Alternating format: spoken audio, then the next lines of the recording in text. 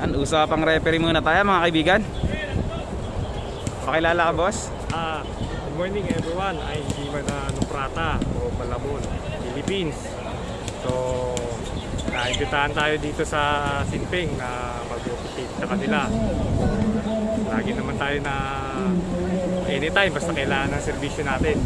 Nandito tayo para sa mga OFW rin na mahilig sa basketball natin. Nandito tayo lagi anytime.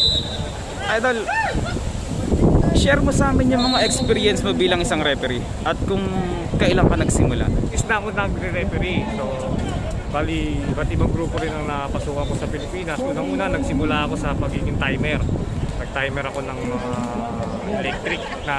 electric board ng timer ng basketball. So, doon tayo nagsimula. Pagiging isang ano muna tayo, timer muna tayo. Tapos, dating mga nagiging kasama ko dyan ay yung mga BAP. Dating BAP. Yan. So, yung nag-BAP ako, bali, doon unti-unti nabuksan yung pagiging kaisipan ko na awatin kaya, mag-referee ako. Kasi, parang doon tayo dinadala ng pagkakataon eh. So, yun na nga. Nag-training ako before dati sa BAP. Pero, hindi rin ako hindi rin ako masyado sa BAP kasi estudyante pa ako noon. Tapos, then, dumating yung pagkakataon na ayun na parang hindi na talaga ako dinadala ng kapalaran ko sa pag-referee. So, hindi ko na hinahal sa natutunan. Hindi ganun kadali. Talagang bago mo talagang matutunan yung how to do the officiating as a referee. Pagdadaanan mo yung mga bagay na dating akala mo madali lang, hindi pala ganun. Kasi ang basketball pala, natutunan mo na malawak pala siya.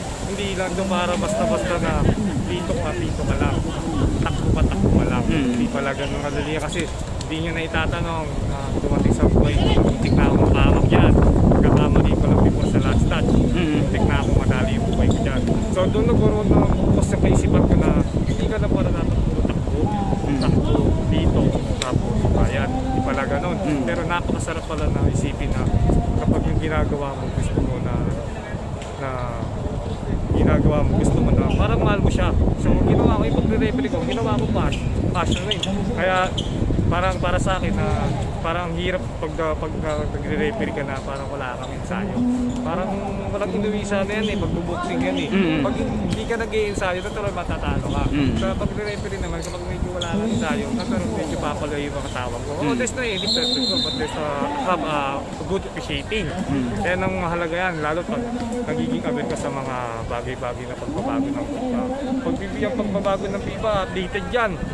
Hindi yan basta-basta na parang akala ninyo yung dating akala ninyo na tama. Ngayon mali na yun.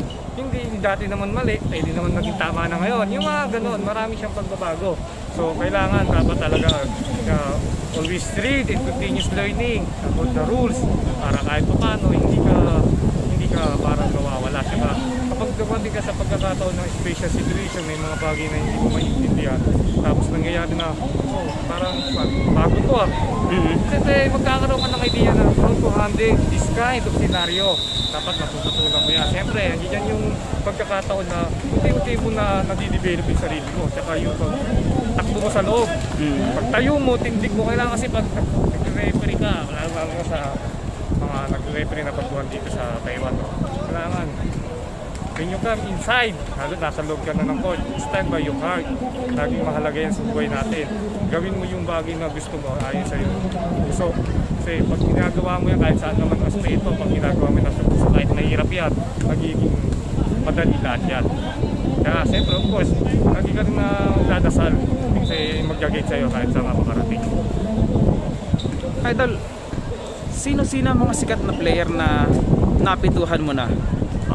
Sikat na player, madami na. Hindi nyo na itatanong kasi dahil nagkaroon ako ng tatlong nag-BBAP ako dati. Tapos nag-Amos ako. Shoutout nga pala kay Sir Noli Makapanat, yung mentor namin ng Amos. Sir, shoutout sa'yo. Maraming salamat sa pagkakataon na nakilala ka na ikaw na patuloy ng gamit. Of course, saka SPP, yan, SPP. Shoutout Sir Bong Pascual, Sir Levy. Yung nasa likod sila Sir Rapi.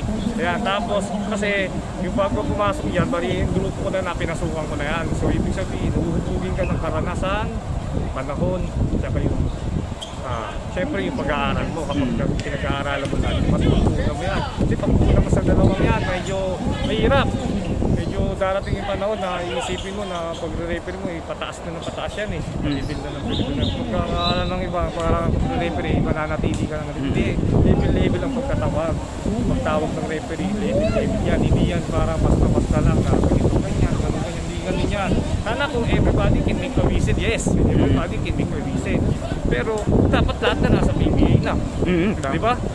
Ganun lang yan. So ibig sabihin, yung mga nandiyan dyan sa taas na IR, PBA, o yan yung mga referee na talagang sabi natin na mga makagandang no. Tapos sa SBP, meron kang grupo sa Montalban, sa Rabro. Shoutout sa'yo, Sarge Cañelas, si Rebel Cañelas na aspirant DD ngayon. Congratulations, Sarge.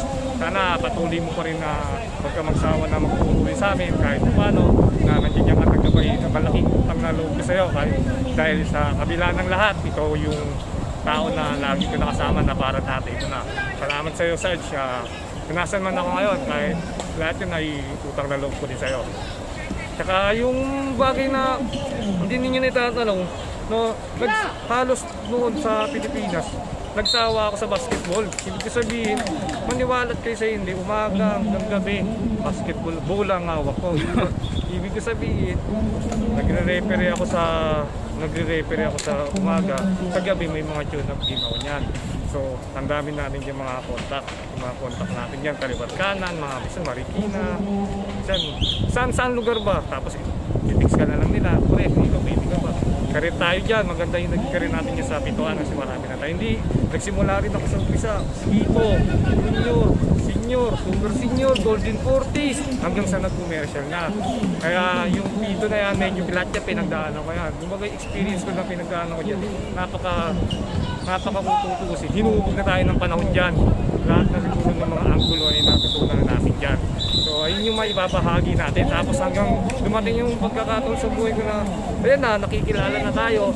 May mga kumukontak sa atin na mga, ayan nga, mga naglalaro na iba, mga artista. Yan, sila Bong Navarro, Daniel Padilla, tumili din ako before ng Star Magic.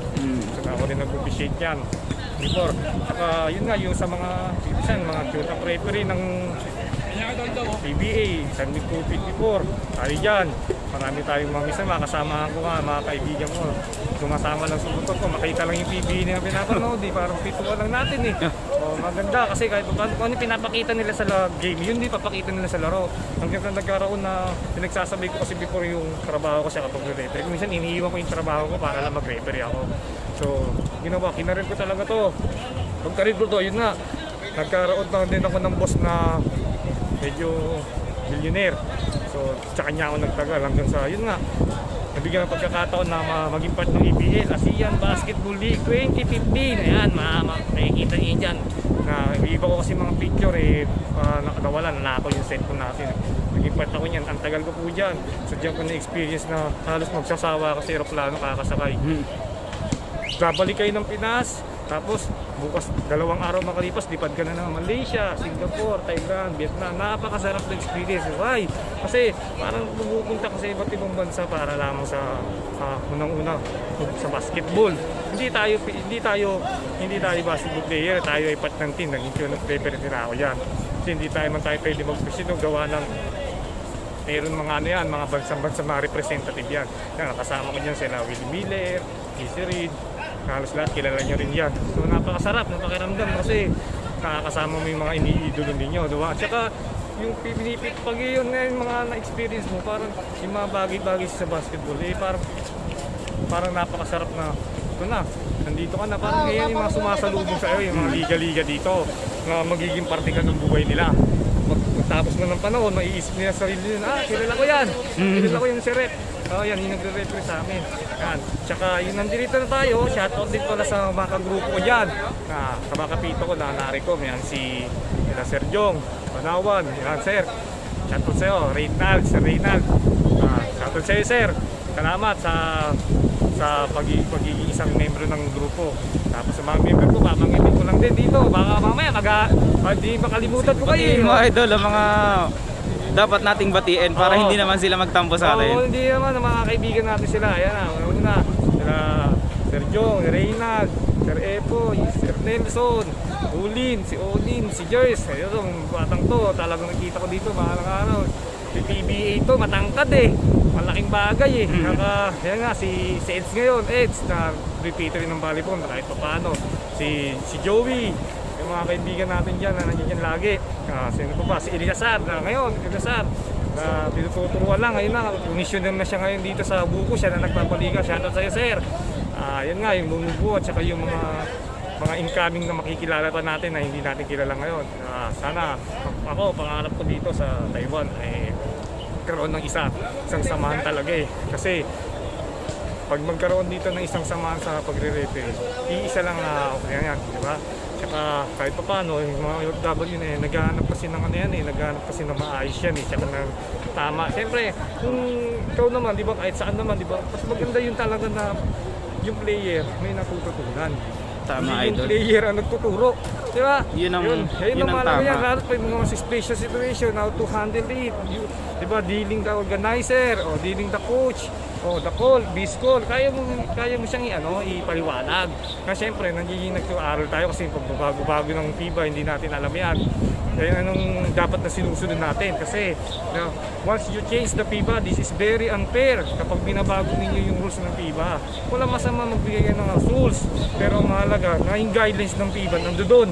Kasi yun yung what is basketball, di ba? Sa FIBA yan eh. Yung guidelines, do not change the FIBA rules. This is very closely unfair kapag binabago mo yan. Kaya nang medyo hindi nalalaman ng iba. Kaya pag alam mo yan, kaya yung guidelines, maniwala ka sa hindi, talagang may itatama mo kung ano yung mali. Una pa lang na makikita mo mali, may itatama mo na yan. Siyempre ba, ako sila sa'yo ng idea, ganito pala yun, rep, ganyan pala ito, rep. Di ba? Kaya maganda yung talagang hindi lang ito, nag-aaral din talaga yan. Kasi yun yung pangarap ko sa mga referee dito na gusto matuto yung dito eh. So talaga, natuto sila ng tama. Tamang pag-officiate, tamang pagtawag, tamang paghatol. Yun ang gusto natin. Wala naman iba tayo iba. Hindi makilala lahat eh. Tama, idol. Maraming salamat sa pag-share ng kaalaman tungkol sa basketball, mga idol.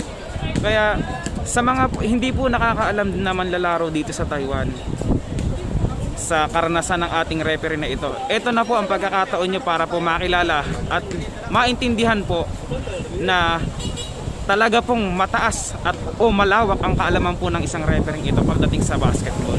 Kaya kung may mga katanungan po kayo, dito lamang po kayo magtanong kay Rep. Rep Mike, kakilala tayo dito. Saka yung continuous ng Zoom natin sa UCAP, saka kay February Makapanas. Sir, salamat sa pagtuturo nyo. Continuous tayo dyan. Ayan, update tayo dyan para sa mga rules na tama yung initindihan ng mga player. May papaliwanag natin.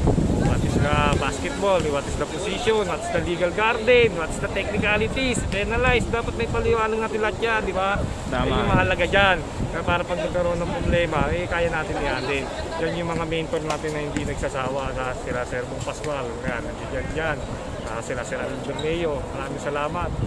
Sarge, salamat. Sana mapanood mo to. Ito na yung bata mo dati na parang wala lang dati, di ba? Pero ngayon, nandito na, di ba? Salamat. Salamat din sa pagkakataon sa mga OFW na walang sawa sa basketball. Magkakaisa tayo yan. Dito tayo lagi. Pag may kailangan lang kayo, dito lang ako, Naricom, group ng Taiwan ngayon. Diyan sa Taipei. Diyan lang tayo. Kontakin nyo lang kalagi kami. May kita nyo kami kanan sa YouTube. Kakaisa tayo dyan. Sa mga nagpapaliga po dito sa Taiwan, kung gusto nyo po ng mga patas at mahabang karanasan na pagtawag sa basketball, kontakin lamang po natin si Rep Bautista. Salamat. Maraming salamat, idol. At baka may gusto ka pang batiin, idol. Binabati ko yung family ko sa Pilipinas. Mama ko, may miskin na kita, mga kapatid ko. Siyempre, sana pag-aral kayo mabuti. Naging tandaan kayo mga OFW, hindi nyo naman yung buhay namin dito. Walang, hindi kala ninyo ay parang wala lang, pero napakalaki ng sakripisyo namin lahat dito. Hindi lang isang OFW. Lahat ginagawa namin para sa community na kinabukasan natin. Lagi natin tatandaan yan.